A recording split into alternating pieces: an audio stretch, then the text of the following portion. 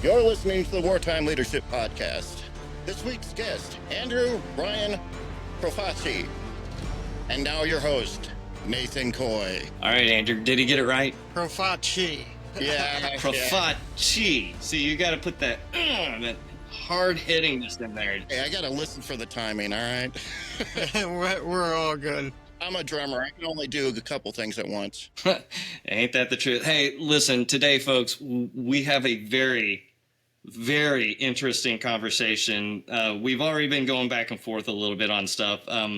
You may have seen Andrew on a docuseries on HBO called Love Has Won, The Cult of Mother God. This was back in 2023 when that came out. Great docuseries. I would highly recommend that you check it out. Andrew, how are you doing today? I'm doing wonderful, man. Excited to talk to you guys and hopefully create a great experience for your listeners and, kick some knowledge and experience around and see what comes of it. Absolutely. Where are you coming to us from today? I'm in Tennessee, Johnson City, Tennessee. Johnson City. So you are literally just northwest of where I am right now, which is, I mean, that is just beautiful country up there. And you are where exactly? Down in Charleston, South Carolina. Okay, yeah. And then, of course, Jeff is way west. And I'm in a bunker in the Midwest that I don't want to talk about. No.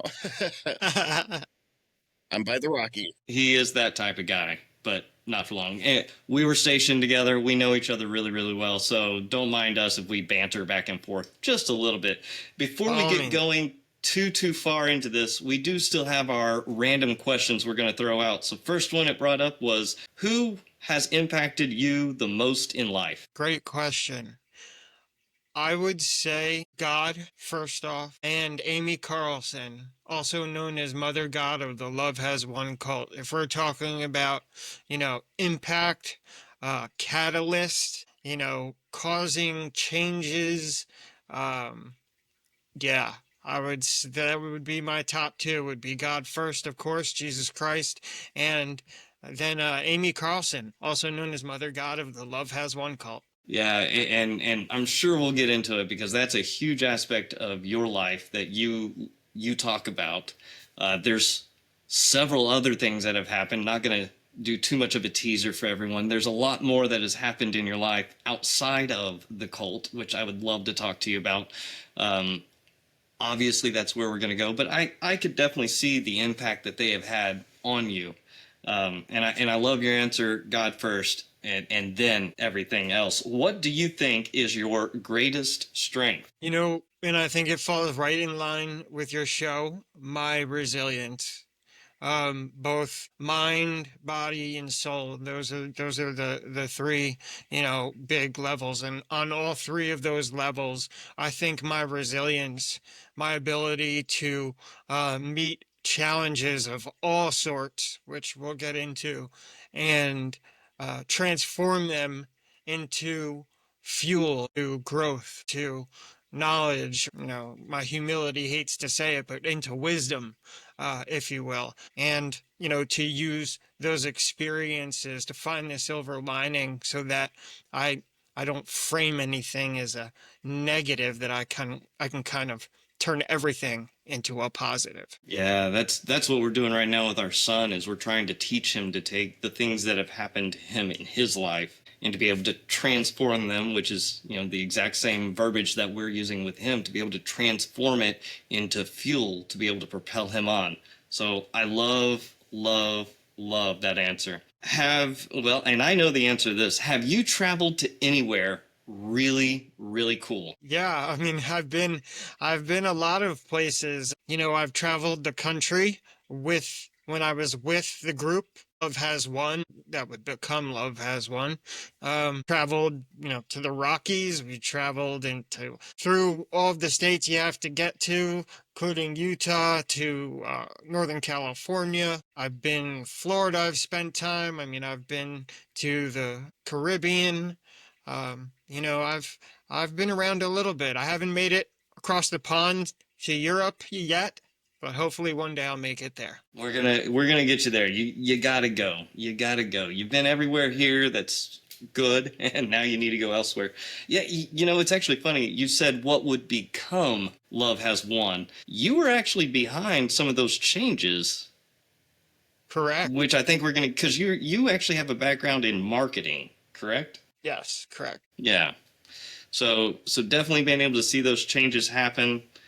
I don't know where to begin in all of this. I know that back when you were younger, I think you were 18 years old, you had a experience in a car accident where you had actually it was a fatality car accident, correct? That's correct. Yes. So take us My back be- to that. Just yeah. what experience? So, 18 years old, I was on, a fast track to, getting in trouble and life in the fast lane. As a kid, I was just kind of acting out, didn't have direction or role models, and I was definitely not on the greatest path. But one night with my friend, we were having a good time, getting a little rowdy.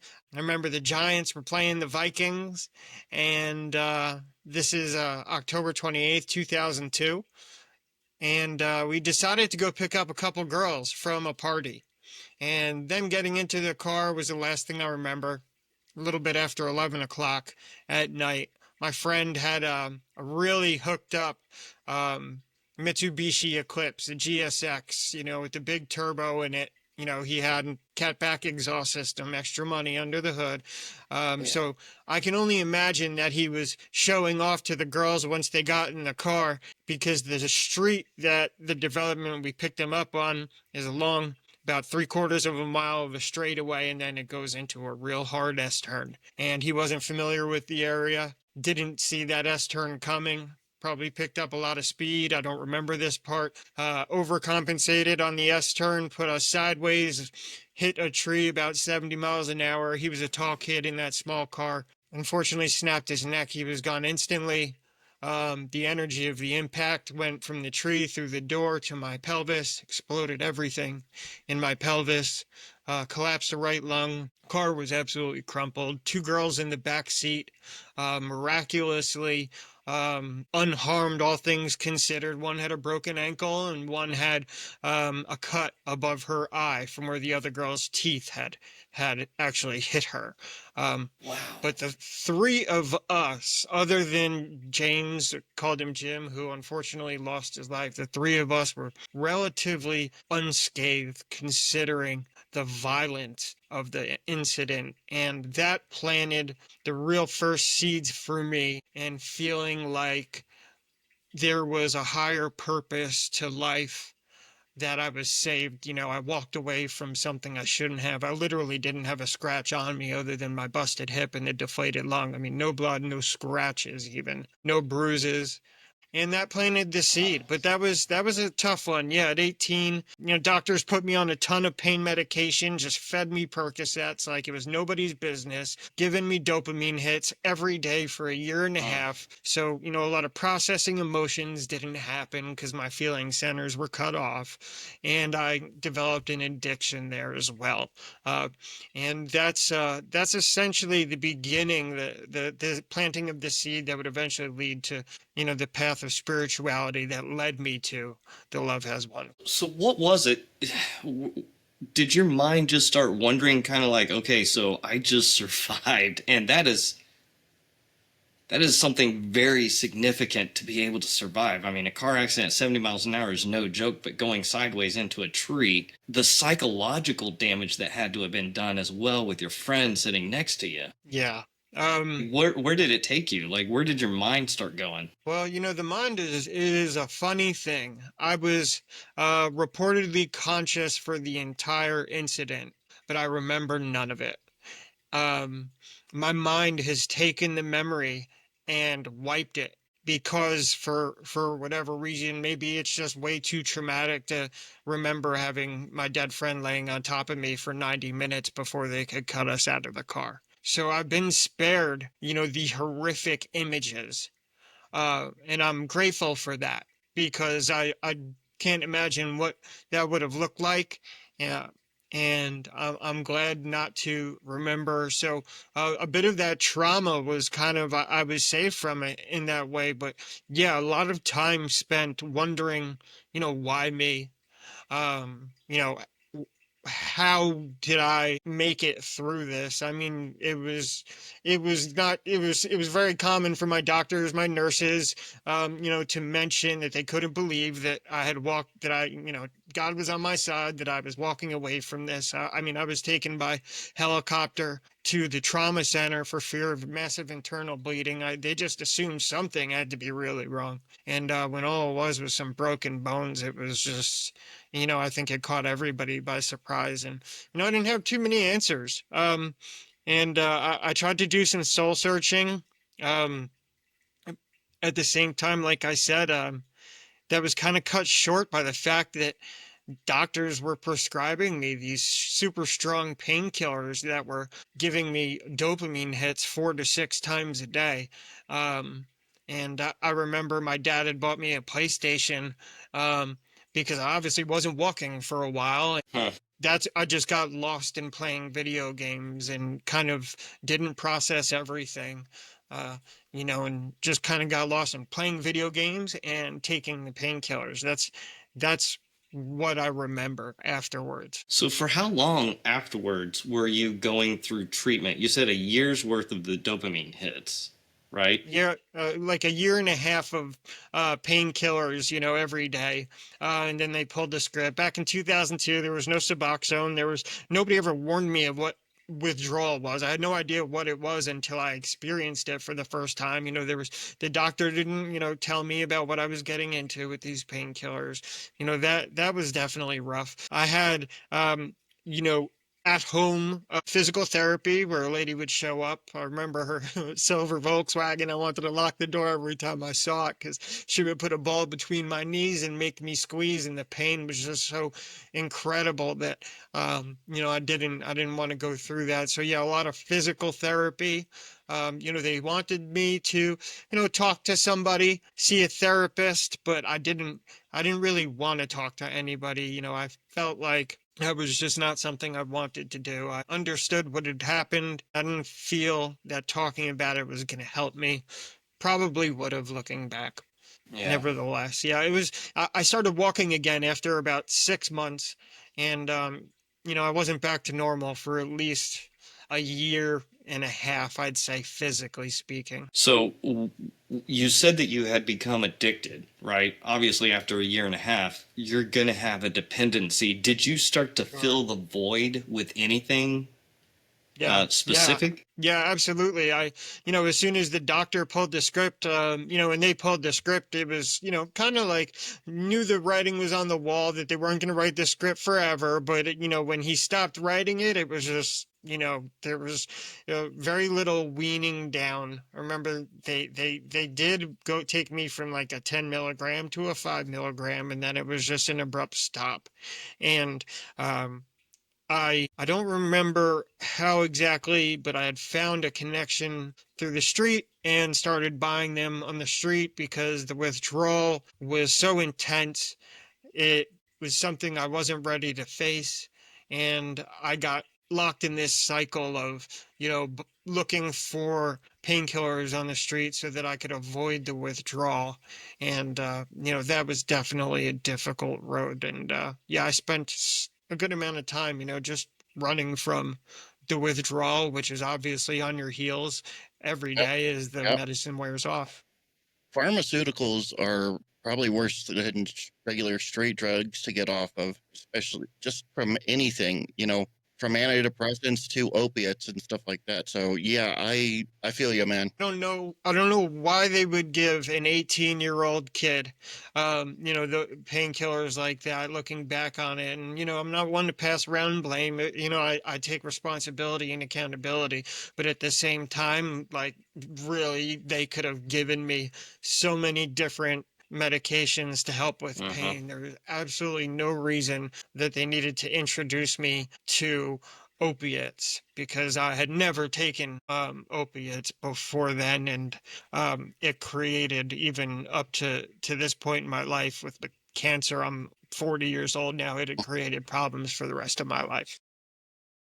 No, Andrew's getting ahead of us here. He's jumping over from part of it to now cancer as well, because you're a stage 4 cancer survivor as well. So Correct. all of this happens earlier in life. You start questioning things, and let's kind of talk about that real quick. So you start questioning, and you're looking for something deeper, because obviously there has to be a reason that you're alive, that you've lived through this traumatic event, that now you've gone through drug addiction, and somehow you end up in Texas. Tennessee?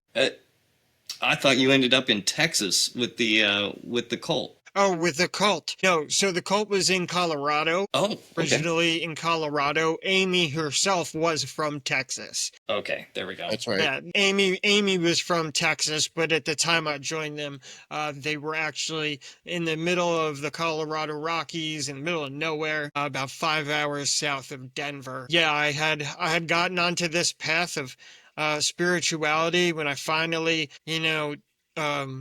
started to ask, the big questions about life, doing, the spiritual seeking. I was into meditation. I did this session with this guy who claimed that he could speak to your guides, right? Your interdimensional guides that everybody had. And I was in this place where, conspiracy theories were destroying my worldview, and were kind of like toppling my trust in authority and organizations and social structures. And I'm starting to replace them with, new beliefs. And I was in a place where I was, really susceptible to believing all kinds of stuff. But I found that stuff interesting. So I did this session with this guy, and he tells me, he says, yeah, your guides are telling me they want you to do this specific meditation where you stare into a flame. You take your top questions that you have about spirituality, write them on a notebook.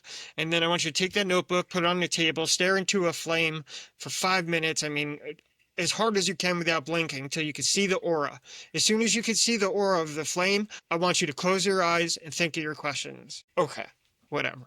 He said a lot of things like you do a psychic, talk with a psychic. They say a lot of like general stuff that's like, okay, yeah, it could be right, it could be wrong, who cares? But this was My the one gosh, thing I you thought. know me. Well, yeah, You know yeah, me. exactly, right? Like they just, they hit you with all that general stuff. I didn't really take much from it, but I thought, let me try this meditation. Flashing lights, stuff like that is science. But putting mysticism on them, that's the spicing on the the icing on the cake. The spicing. So I didn't put much stock in it, but I did this meditation and it changed my whole path. It changed my whole life. To this day, that meditation was the most incredible thing that ever happened to me. As soon as I looked into that flame, there you go.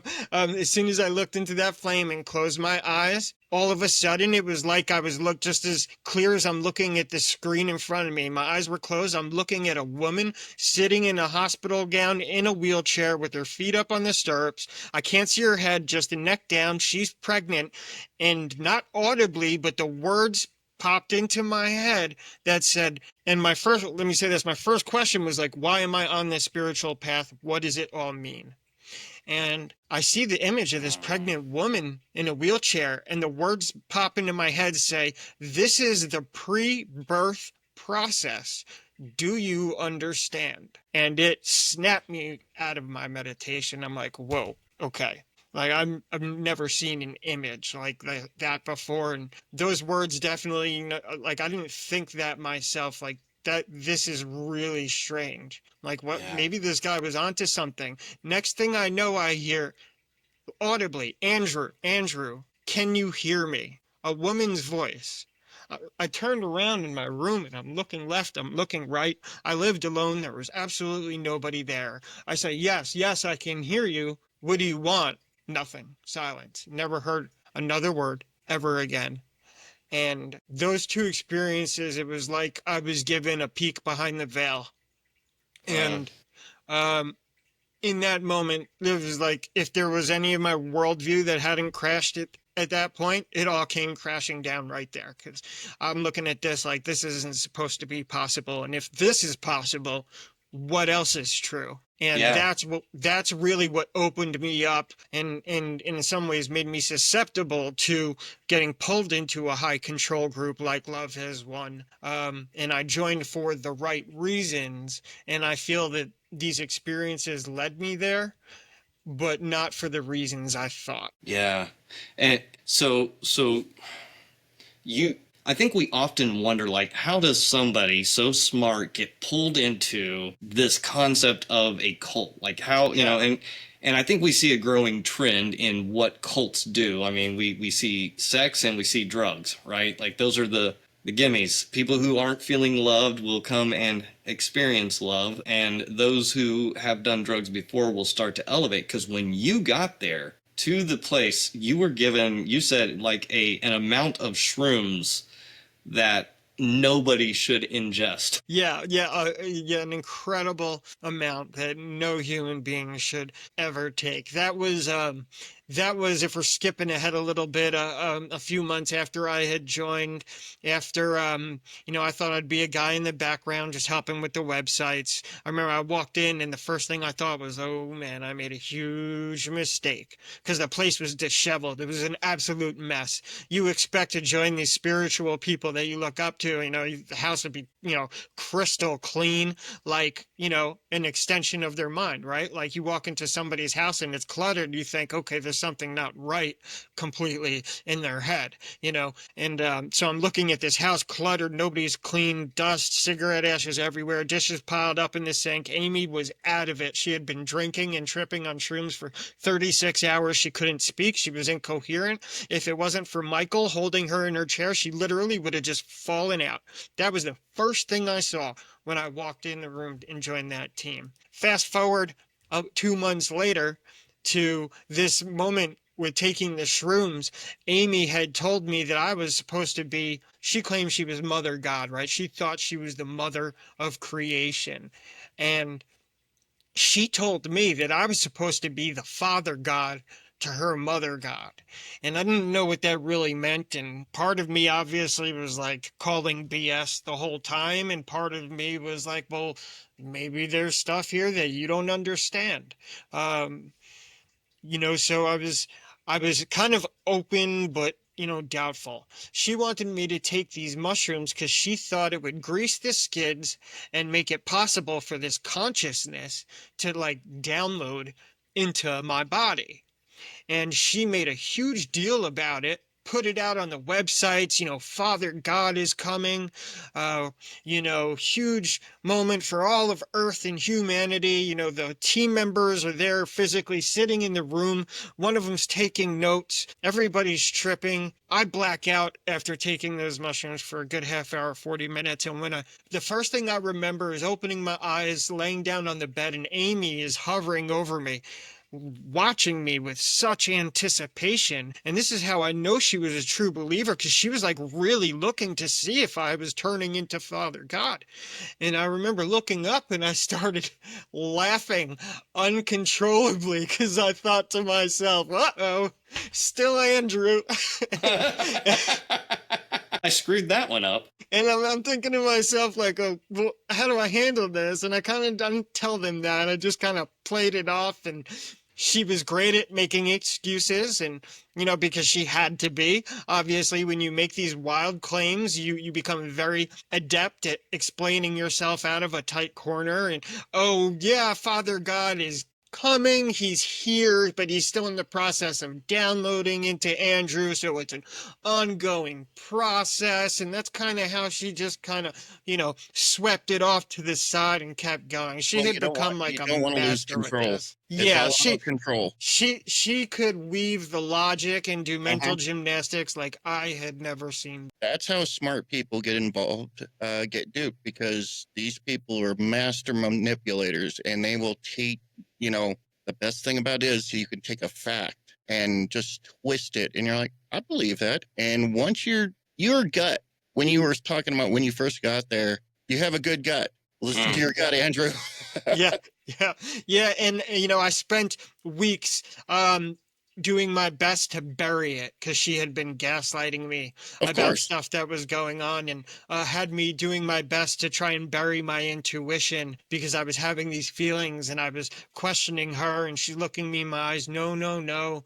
Be glad this is coming up because this is just your ego or your jealousy. Now you get to look at it and meditate on it and get rid of it. And the whole time she's gaslighting me, and eventually found out that she had been lying, and it was like, that's when I realized, okay, I can't just be a bystander anymore. Like, something has to be done here because this is getting out of control. And I stopped like being a silent observer, if you will, for lack of better terms, and really started to butt heads with her on a daily basis, and question her logic and do my best to dismantle all these false thought patterns. And it was wild. Every day we went to war, and I did my best to kind of snap her out of it. Thought I had her a couple times. She even admitted she wasn't God, but in the end, I lost that battle, unfortunately. And how long were you there at this time? Yeah, so total of about 9 months. Oh, okay. Thought that I was a mean, so kind of that's a interesting decent time too. It was amount. like I birthed a new version of myself in 9 months. I thought that was kind of cool. And I actually left the team, and then she traveled across the country after me. She left the team behind. Many people don't know this. She left the team behind and followed me across the country, promising to, get it right, to leave it all behind, to live a normal life. And she had just been giving me lip service. I was, so good to her. And despite battling her every day as far as the belief system goes, I never stopped caring for her or supporting her human needs. And I think she realized that she didn't have anybody else like that, and she gave me lip service. Spent about 2 more months together, so close to about a year before I cut it off for good and went my own way. Wow. Now, leading up to this, you had actually said like you had gotten drawn into the website. I'm guessing that there was chat rooms and other areas that they would go in and see the vulnerability in people and start to kind of hook and pull them out. Yeah, I mean, the way you joined the team was the same for everyone. It was, you found the website and you went into the chat room, became a regular in the chat room, and started to mesh. And, it was a good way for them to, filter out the people they weren't interested in having and pick out the people that, really checked all the boxes as far as what she was looking for, and bring them onto the team. That was the path to joining for everyone who ever joined. And what was pre-Andrew? What was the website? The first contact groundcrewteam.com. And you're right. That is a complete mouthful. It's a mouthful. And so Yeah, when you came in, you have, like we talked about earlier, you have a background in marketing. And so you right. kind of took and rebranded this group, which ultimately worked great for them. Like you had like brought in these individuals, but what did you change the information to? What did you change the website to? Yeah, so first, because what we did essentially was aggregate content from all across the web and post it in one spot. And when I first joined the team and got caught up in the chat room, it's funny. I didn't realize that's how I isolated myself right at the start. I stopped looking for information from anywhere else other than their website. And that's how the isolation started. But nevertheless, we aggregated content. So, and she talked about the fifth dimension, the transformation of the earth. She always couldn't explain why we wouldn't go to fourth dimension first, but she nevertheless always focused on the fifth dimension. So I came up with 5dnews.com. And that's what we went with for a while. I actually still own the Facebook page, 5D News, facebook.com/5D News. I still have that. I never really gave it back. But nevertheless, and then from there, it eventually morphed into Love Has Won, because she wanted something that felt more like a personal brand to her rather than 5D News, because she wanted the spotlight. She wanted it to be about her, and that was ultimately her downfall, was the vanity. Ended up and you know, it's really interesting in watching the series. Just you kind of you start to see these, like, the public face versus the private face, and I think that we see that a lot in society that we don't even think. Like, we actually talked to an individual that was a bodyguard for Pat Robertson, right? The televangelist, and he talked to the public persona that people see all the time is not necessarily matching, even in that atmosphere, matching the background and what he saw on a daily basis. Yeah, exactly. So you were able to, obviously you were able to get out. You finally stepped out and away Yeah, after running. Yeah, I did. I got away, and to your point, yeah, just like the moment when I first walked in the house, it was like, this is not the same girl I saw on the other side of a computer screen. And what I thought was interesting from 2018 on, long after I had left the group, I left the group in 2015. But in 2018 on, they started, uploading their videos to YouTube, and they stopped caring about hiding the Amy that only the team members got to see. It was like she was clearly drinking from morning till night at this point, and for some reason they stopped filtering all that stuff out. They were just putting it all out there, and I think it just showed how delusional they were, and how caught up in their own belief system and how far they had drifted, away from reality. Because the stuff that had made it online and the clips that are out there are incredible, and it's like they uploaded this stuff themselves. I mean, I couldn't imagine It why they wasn't a would do hidden such a camera. thing. Yeah, no, and when I left, essentially I had given Amy a fork in the road. That's what I really, at the end of the day, that's what I was for her, and I believe in my heart and soul that that's why God had sent me there. I do feel I was sent there, and I felt I was sent there to show her another path and give her that choice. And that's really what I did. I gave her a fork in the road, and she chose the direction that she chose, unfortunately. And at the end of the day, that's all I could do, was Yeah. offer her the choice. And I did. And she made her choice. And, I went my own way. And I knew that nothing good was going to come of it, that it was only going to spiral more and more out of control.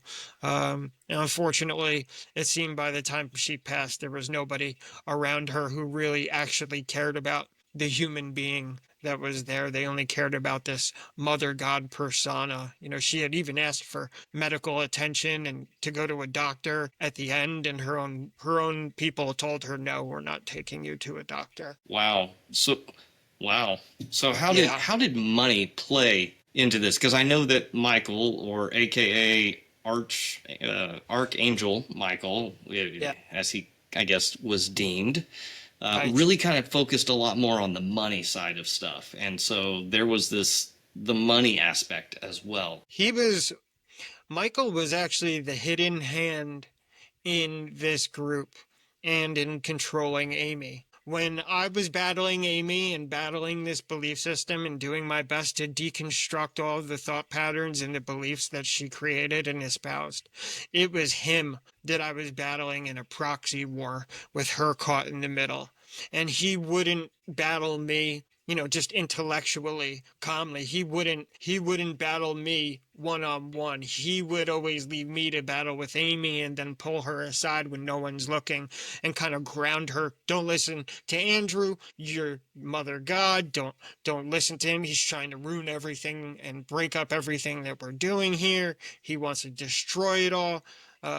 And he, yes, was also in charge of everything that was like legal facing. So if it was like registering a website, having a credit card, having a bank account, getting the rental agreement for the house that they stayed in, all of that kind of stuff, phones were all in his name. And it was no shock to anybody that he eventually walked away with all the money. I mean, we all saw that coming. I mean, that wasn't like a tough bet to make. We knew that was going to happen for sure. And it actually brings up some interesting questions about why he didn't get her medical help. If anybody, I think should be responsible for it. It was the one person who had been with her for, over a decade at the point when she passed away. When she asked for help and they told her no, I think he should hold more responsibility than anyone. And the fact that he walked away with over $300,000, leaves questions. I don't know the Yeah. answers, but there's definitely some interesting questions there. Well, Andrew, you have opened up a lot of questions inside my head that maybe I'll have to just discuss with you at some other point in time. Anytime. It's just so interesting because you prey on the vulnerable, you bring them in. In your case, you're a smart guy, you're a smart dude. I sit here and I go, that can't possibly be. But here I am going, well, he's a smart guy, but he's at the lowest point that he's been at in a while. He sees a little bit of light and a little bit of shimmer out there, and you kind of ran to it because you were looking for that spiritual connection.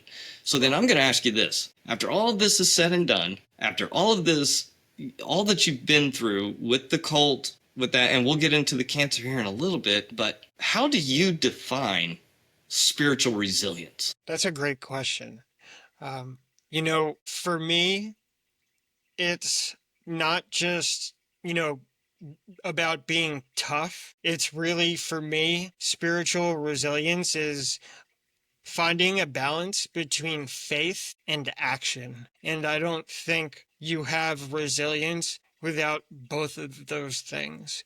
Wow. And that's what spiritual resilience is for me. When everything else fails, the faith is the one thing that can never be taken from you, no matter how bad things get. And if you have faith in yourself, the next step is really to take some action. And that's what spiritual resilience is to me, is faith and action. Faith and action. You can't have resilience without both. Andrew, G and I have been doing this for a few years. We took a little bit of a siesta while I was going through retirement out of the Air Force, and every single time, G, you can jump in on this as well. Every single time, the definition is different, and I love it because it's personal to the person, right? So it's your life experiences that have led you through all of this stuff that has created that definition. Has the definition changed over time? Yeah, it probably has. If you had asked me before cancer, I probably would have said resilience is just, just getting up when you're kicked down, no matter what, just getting up.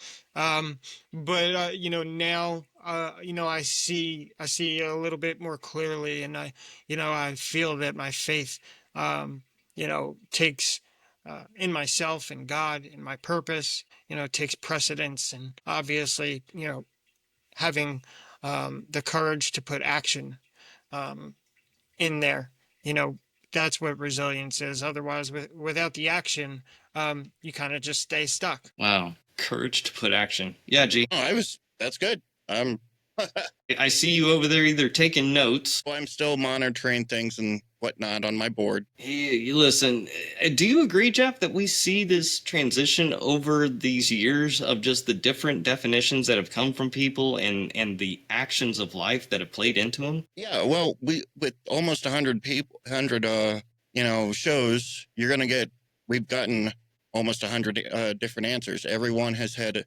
similar, but some completely just, oh, hey, that's a cool idea, because some take it literal type of spirituality, and they bring in their religion. Others, it's more of an action, like a do. I mean, yeah, resiliency is not just, all right, I got over today. No, it's a keep on. You're forging on. You're no matter what comes at you, you're just like, all right, let's do it.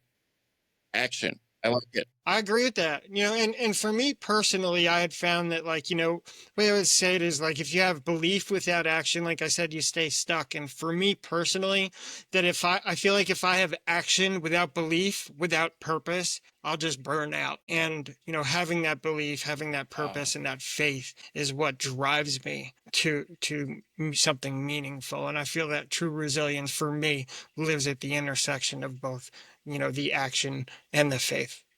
Well said. Wow. Very well said. Yeah. So as you transitioned out of this, out of the cult, and you get back, you're on your feet again, you're doing what you're doing.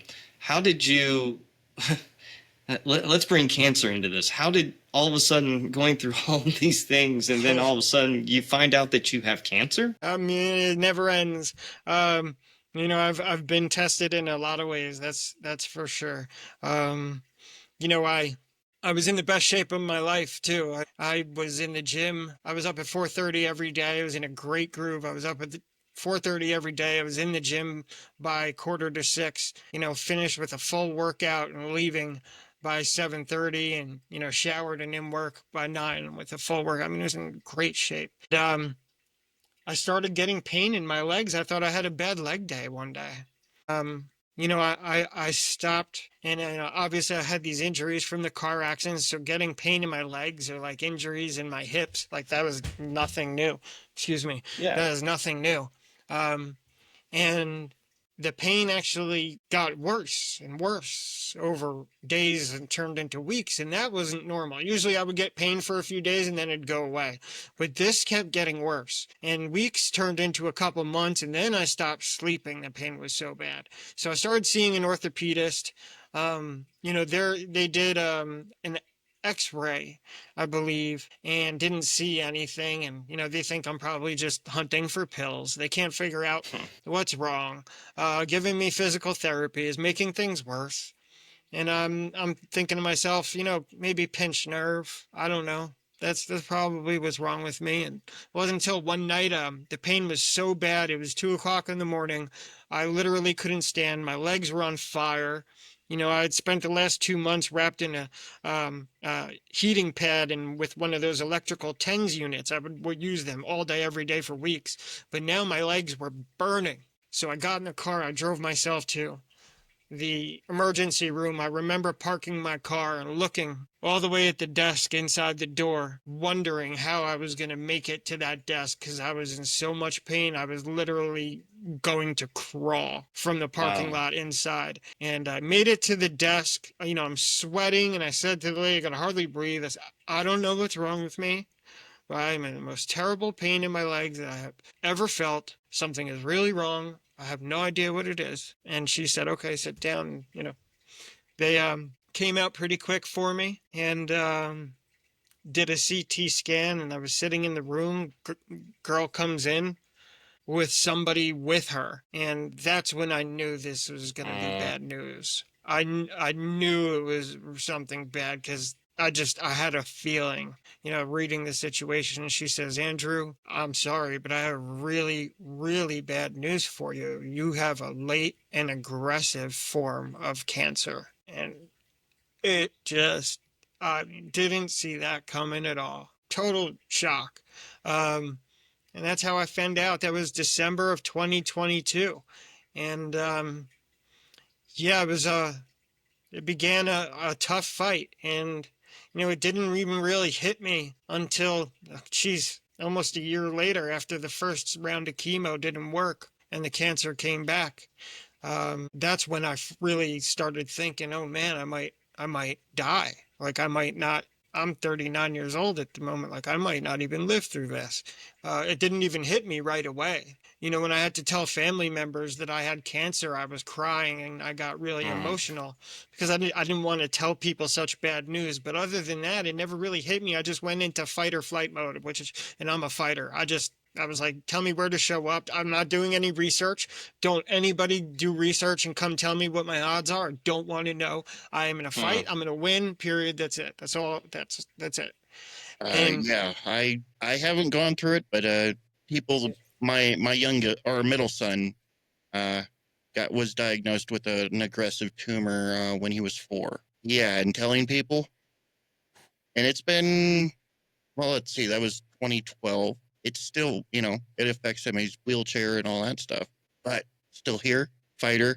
And I'm like, that's what you do. You fight.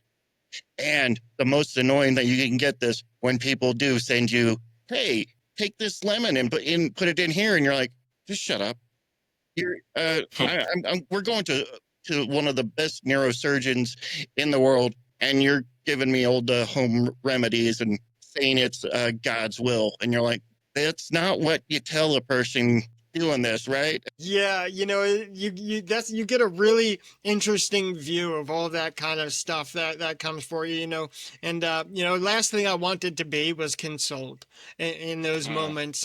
It made it worse when people were trying to console me. It was like, no, no, no, like you probably feel worse about this right now than I do. Like I'm gonna beat this. Like don't bring the sadness and that stuff to me. Like that makes it worse for me. Like I just want to beat it. That's it. And I was lucky or blessed enough to have what my nurse told me, and again I've never researched it, but what my nurse told me was that I had the only kind of cancer that is curable in stage 4, and which is Wow. testicular cancer.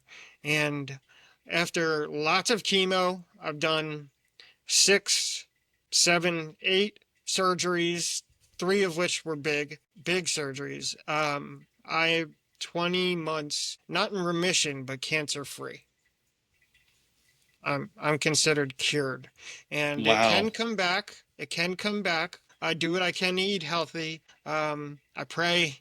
It's out of my hands, but currently cancer free, and hoping it stays that way. That's absolutely, man. Listen, you were definitely put here for a purpose because with everything that has just transpired over, I mean, you said you're 40 years old, right? Yeah, yeah. I 40 mean, years old. Just turned and 41. see, I'm 45. G is, well, years old. We won't discuss that. In a short period of time, you have been through more than, I think, more battles than most humans put together in their lifetime of what they experience. And you've got at least easy 40, 45, 50 years to go. So just keep ticking. From your lips to God's ears, brother. Hopefully so. I do. I'm somebody who is built to look for meaning and to look for purpose. I've always been that way, and I do feel like there's a reason for me being here, and I'm doing my best to figure that out. The best I can do, and uh, these moments is be the best kind of person that I can possibly be. And whether it's every tiny interaction with somebody in a grocery store, or talking about my life here with you guys, is to spread light, spread love, spread hope, faith, and a positive message, and have as much of a positive effect as I possibly can. And that's what's Absolutely. most important for me. Well, in this conversation throughout, you have kind of weaved in your family little bits at a time. How has your family been alongside you throughout this life that you have lived? Yeah, so great question. I have one of those, like I live in not solitude, complete solitude, but I'm more of a loner, I guess you could say. I was just reading something from Alan Watts that talks about, when you get to a certain place, somebody who seeks the truth, or grows to a certain point, you want that solitude, because it just, you don't feel like you're vibrating on the same level as other people. So I have some space between me and my family, although we all get along great, and I love them all. I have, half my family is, Sicilian mafia family in New York and New Jersey, and the other half is total country bumpkin Southern family on mom's side. So it's a really interesting mix. I've got 2 sisters and a brother. I've got 2 nieces, 2 nephews. Absolutely love. I have a 7-year-old daughter. Um, I my family has been great for me, especially with cancer. They really stepped up. Everybody pitched in. I went back to New Jersey so that I could go to Memorial Sloan Kettering, which is, as far as cancer centers go, top notch. Mhm. And they were all really helpful with rides in and out of New York City and Manhattan every other day. I mean, it was fighting cancer is a full-time job. It's a full-time job, and it took a lot of people to help me, and they're great. I love my family, and at the same time, I enjoy doing my own thing.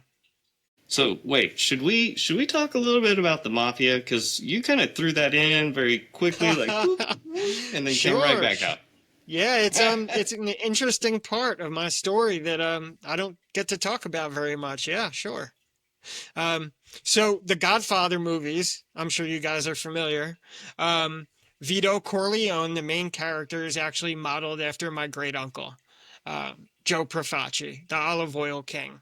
I Uh, gotcha. so yeah, my grandfather's uncle was the godfather of the New York Mafia, one of the first five families of New York that Lucky Luciano had chosen when the families were initially divvied up. It's now known in current times as the Colombo crime Uh-huh. family. The Profacis lost their name after a failed hit attempt on a Colombo, and the Mafia Commission, gave the name Profaci away to the Colombos. But nevertheless, that was my family background. You know, my father, when he was born, was in '59. You know, my family was in the heyday of their power. We had the closest ties to the Catholic Church than any other Mafia family. My grandmother, when I used to get out of the line, she used to threaten me with, "Don't make me call Brooklyn." And um, and that's kind of my family's background. Yeah, pretty Okay, crazy. listen. I think we could do an entire show just dedicated to that topic alone. So thank you for throwing that out there. We may have to reach back out and go a little bit deeper, Brooklyn style. I've watched Hey, I've watched hours of docs on Mobland and all that stuff, so that tickles me. But then again, It's I watch docs all the time. I'm a nerd like that. it's okay, I Jeff. saw you in a video in one 2 years ago, so I'm like, I know that guy. See, yeah, Jeff, you my can go dad ahead and tried say to. it. I know about your family. My dad tried to keep me like hidden from it. Yeah. No such thing. It's just families. You know, it's interesting. In The Godfather, I think it was the third one, where Michael, played by Al Pacino, is talking to his wife, and he says, "In a few years, we're going to be completely legitimate." And people think the mafia has disappeared, but it hasn't. Promise you. It evolves like everything else. You know And what? I liked Vegas better when it was run by the mob. I've heard that before. Not that I would know, but that's not the first time that I've heard somebody mention something like that. Hey, so real quick, let's hit on the book because you do have a book out there. I do. It is I saw the cover for it. Yeah, that cover. That thing is just amazing. The War on Love. I love the two sides. Who did that? Where did you get that from? Yeah, so the idea was my idea, but I'm not an artist, so I found an artist to what I did was gave the artist actual photos of Amy, and I asked him to show the split. And what I'm showing is Amy and Mother God. And I really, somebody called it a coping mechanism for me. And maybe it was at the time, but I really that's how I saw her. I loved Amy very much, and I cared very much about her. And it was Mother God that I did all my absolute best to absolutely dismantle and destroy. And the image I wanted to show was Amy. If you've seen pictures of her, when she was young, she was absolutely beautiful in her earlier years. But as these belief systems and the spirituality and these false belief systems took over, not just spiritual decay, but eventually her body began to decay as Uh-huh. well. So that's what I wanted to capture, was the split between Amy and Mother God. Well, it trust me, from a non-artist to a non-artist, that captures everything that you were trying to do. Where can people Thanks. go to get the book? Yeah, so thewaronlove.com, just like the name of the book, The War on Love, the website is thewaronlove.com. You'll Okay. find it on Amazon as well. Thank you for asking. But yeah, the artist did a fantastic job, and I was very happy with it. Amy's mother did not love it. um, but it is what it is. I promised her that it would be real and it would be true. I wasn't trying to paint anybody in a positive light or a negative light. I was just speaking truth, and that's what the book is. And it's Look like it doesn't. When I read the forward, it didn't look like a hit piece. So yeah. yeah, no, not at all. I tried to keep it as factual as possible. It's really like a chronological record of my time with the team and the crazy experiences that happened while I was there. So thewaronlove.com is the website where you can go and purchase the book. I would say suggest directly from there. In fact, we'll put it in the description for everyone to be able to grab onto. Final words. What would you say to someone that is looking in the same way that you did? I would say seeking truth and Uh, seeking truth is one of the noblest, greatest journeys you can ever embark upon, truly. To find meaning, to find purpose, to, look behind the veil, so to speak, to, but you're also playing in areas of almost like forbidden knowledge, and you're going against the grain in a lot of ways.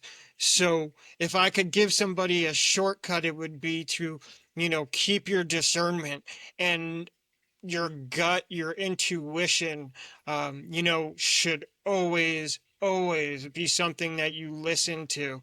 And if you're not listening to it, at least know that you're consciously making a choice. Like, okay, my gut is saying this, but we're still going to try this out. Be conscious of your decisions and what you do, because when you go seeking truth, you are ice skating on the edge of a razor blade of crazy. And if you make a wrong turn, or, start accepting bad knowledge or bad info without using your discernment and listening to your gut, you can find yourself lost really quick. And it happens to a lot of people. So I would say no matter what, do the seeking. It's a great thing to do. Keep faith in yourself and don't let anybody ever co-opt your own authenticity and your sense of self, because that was the mistake that I made. And it's a mistake that I see a lot of people don't ever fully make it back from. Well, Andrew, like G said earlier, you have a good gut. You should have listened to it at the very beginning, but I'm glad that you're listening to it now. Where do you find true truth now? Holy Bible. That's where I find my truth. And, even if it's not exactly in the stories, it's in the vibe, it's in the feeling, and in the faith of something beyond this corporeal existence, beyond, the daily, grind that we go through, that there is something much more meaningful waiting for all of us. And to keep that in perspective, I think is super important, especially as somebody who battled cancer, because it's very empowering. And at the end of the day, just being a good person and bringing some light and love to this world is something we need from everybody. Absolutely. Andrew, from the bottom of my heart, thank you so much for coming here. I can't wait to get the book. I am going to go to thewaronlove.com myself. I will pick up a copy. I'm excited. G, do you have any final words to take us out? As always, check us out on the wartimeleadership.com, on social medias under the same name. Also, our podcast is available where all podcasts can be listened to, video on Spotify and YouTube some of the time. With that said, mahalo.